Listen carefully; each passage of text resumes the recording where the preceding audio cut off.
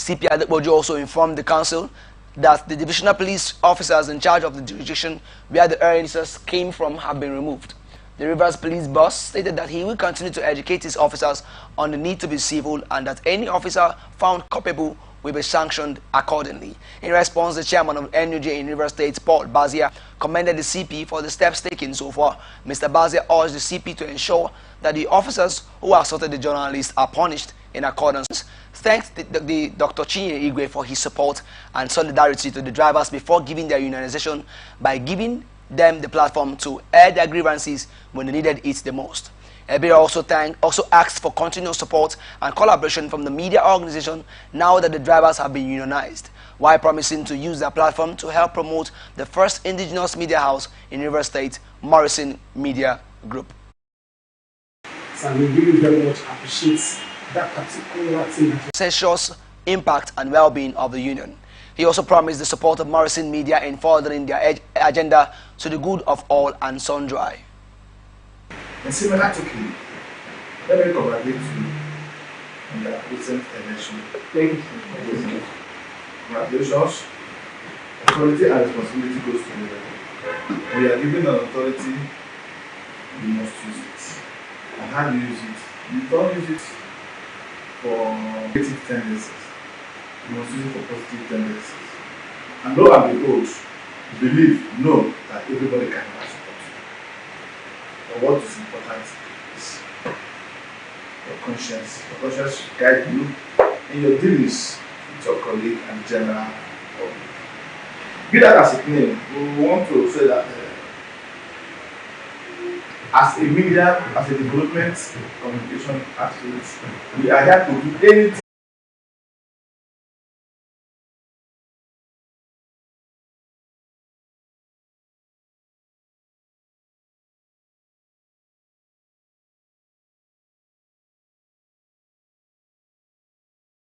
Sole administrator to oversee the affairs of River State pending the period, expressed delight over the successful completion and handover of the station.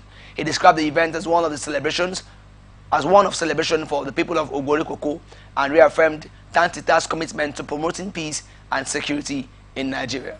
The diaspora is harnessed to boost the economic, social and cultural development of the state. The Director General of the agency, Loretta Ugboro Oko, who stated this during her maiden press conference in Benin, Edo State, also expressed the readiness of the agency to build synergy with other sister agencies to address the menace of trafficking in persons. Ogboro Oko, while thanking Governor Monday Ogbebelo for establishing the agency, also noted that focus will be given to the welfare of Edo indigenes in diaspora, strengthening relations, growing remittance, and fostering growth and development. She further stressed that the agency will also partner with traditional leaders to ensure that diaspora contributions are recognized, valued, and integrated into the broader Edo State's development agenda to maximize the transformation agenda of Governor Monday Ogbebelo.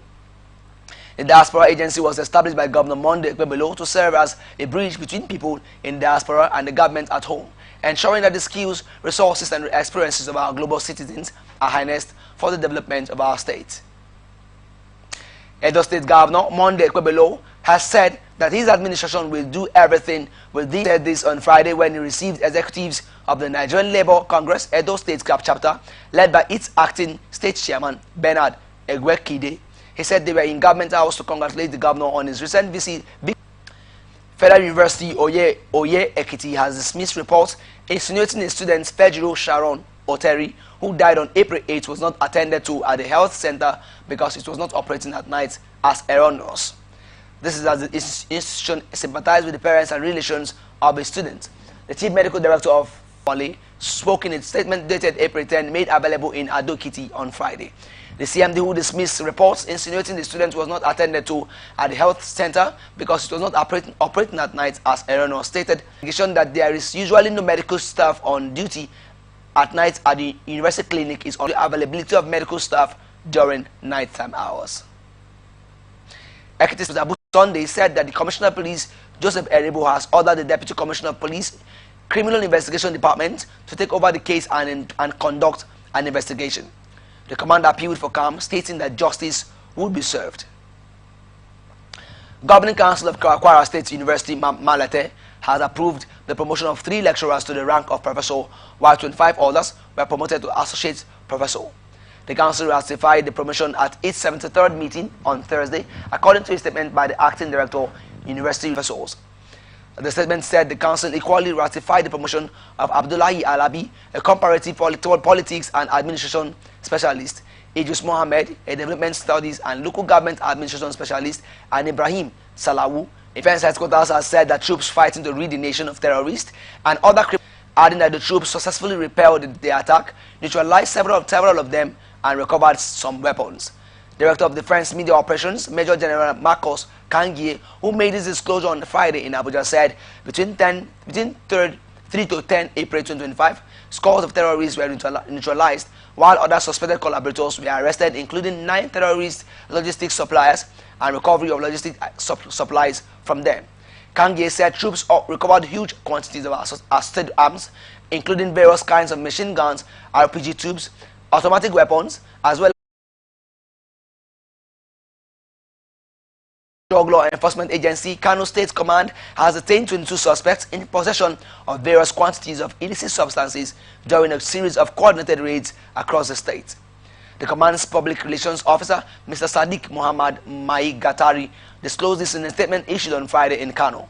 He said the arrests were part of intensified efforts by the state commander, Mr. Abubakar Idris Ahmad, to combat drug-related crimes in the state. He added that substantial quantities of assorted illicit substances, including cannabis sativa, sock and dye rubber solution, and various locally made arms were recovered during the raid.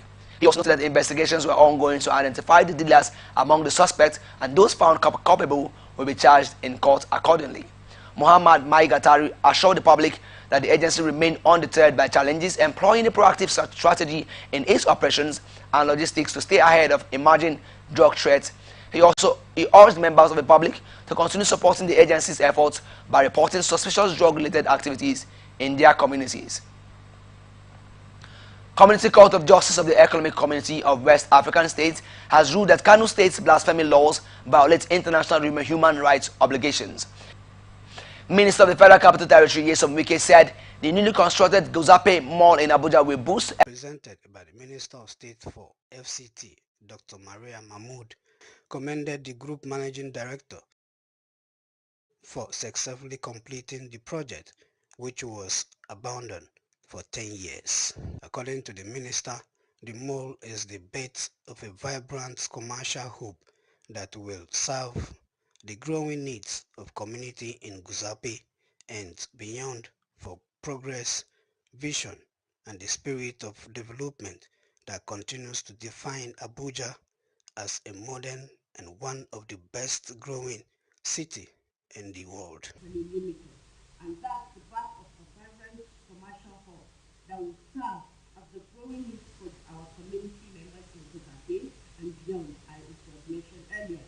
This mall represents progress, vision, and the spirit of development that continues to define Abuja as a modern and also one of the fastest growing cities in the world.